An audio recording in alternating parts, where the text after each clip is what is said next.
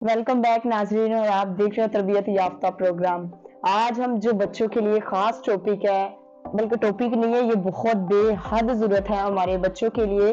और आजकल ये सिलसिला भी चल रहा है, आजकल ये मामला भी है कि कल ही है बल्कि कि बच्चों को पोलियो के कतरे पिलाएं, क्योंकि आजकल पोलियो के कतरे वाले आपके पास आने वाले हैं और बच्चों की सहूलत के लिए, बच्चों के फायदे के लिए आप अपने बच्चों को जरूर पोलियो पिलाएगा।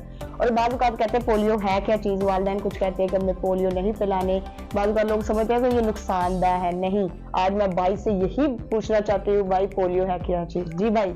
जी, ये पोलियो इंसानी फजलदात से होते हैं जी। गंदगी यानी जिसे कहते हैं, ये इंसानी मतलब फजलदात से इसका टेस्ट होता है जी। और वहाँ से ही पता चलता है कि मुस्बत है या मनफी है पोलियो।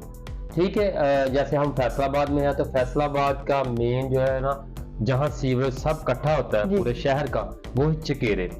वहाँ से हेल्थ डिपार्टमेंट वो टेस्ट करता है और वहां से पता चलता है कि पोलियो मुस्बत है या मनफी है। ठीक है, इसी तरह हर शहर का ऐसे ही होता है, एरिया होता है, हर शहर का पाया जाता है और वहां से पता चलता है कि इस शहर में पोलियो पॉजिटिव है या नेगेटिव है। यहाँ से पता चलता है कि पोलियो है या नहीं। जी बिल्कुल। और भाई पोलियो के नुकसानात और फायदे क्या हैं? जी, अगर पोलियो नहीं पिलाया जाता तो उसके नुकसानात साफ ज़ाहिर है कि फिर आप जानते हैं कि बच्चों की टांगे जो वो डैमेज हो जाती हैं और ये ज्यादा इफेक्ट जो है ना, अगर हम नहीं पिलाते तो इसका ज्यादा नुकसान इंसानी जिस्म के निचले से को पहुंचता है, नीचे यहाँ से। हाँ। और बाज़ ऐसे भी होता है कि बाजू भी इफेक्ट हो जाते हैं, लेकिन ज्यादा नुकसान जो है ना वो बॉडी के नीचे टांगों को ज्यादा होता है। मतलब आप जानते हैं कि वो टांगे सूखी हो जाती हैं, मजदूरी का मजदूरी और फिर वो हल नहीं होता।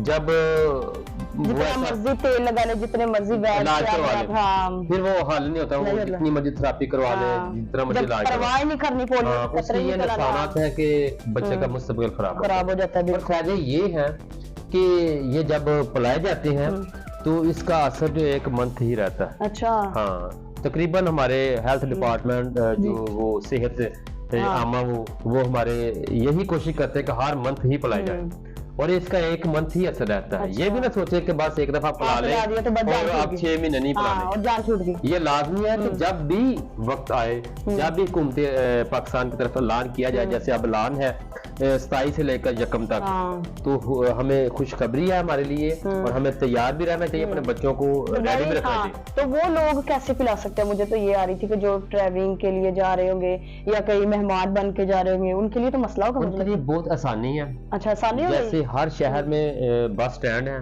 वहाँ इनकी टीमें हैं।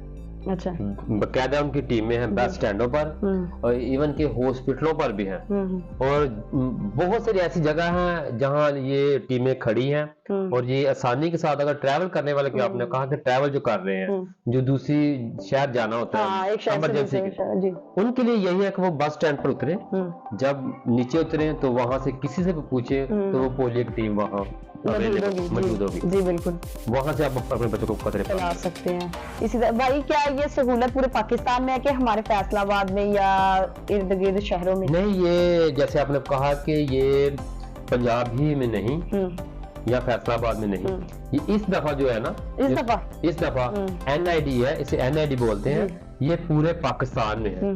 पाकिस्तान में जितने भी सूबे पाए जाते हैं, चाहे देहात, जितने भी शहर, सब इसमें आते हैं। पूरे पाकिस्तान में ये पोलियो का मुहिम चली है 27 से लेकर 1 तक, ये पूरे पाकिस्तान के लिए। ये तो खुशखबरी है ना।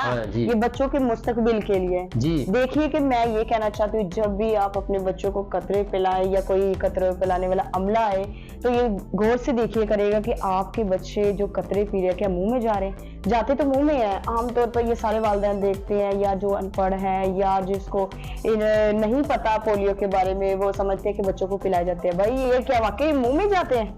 जी, ये खास ख्याल रखें नाजरीन, जब अपने बच्चों को कतरे पिलाएं तो ये आपकी खास जिम्मेदारी है कि कोशिश करें जब आपके बच्चे को कतरे पिलाएं तो आपके बच्चे का जो जुबान पर कतरे जाए।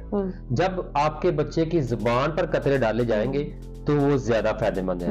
अगर जुबान पर कतरा नहीं गया तो बेअसर है, उसका कोई असर नहीं है, उसका कोई फायदा। वही बताना चाह रहे थे कि जुबान पर 2 जो ड्रॉप डालते हैं वो जुबान ही पर जाने चाहिए, ये मुंह में डालने का मकसद नहीं, ये जुबान पर है, तभी असर होगा, वरना आप बेफायदा होगा और रायगा जाएगा।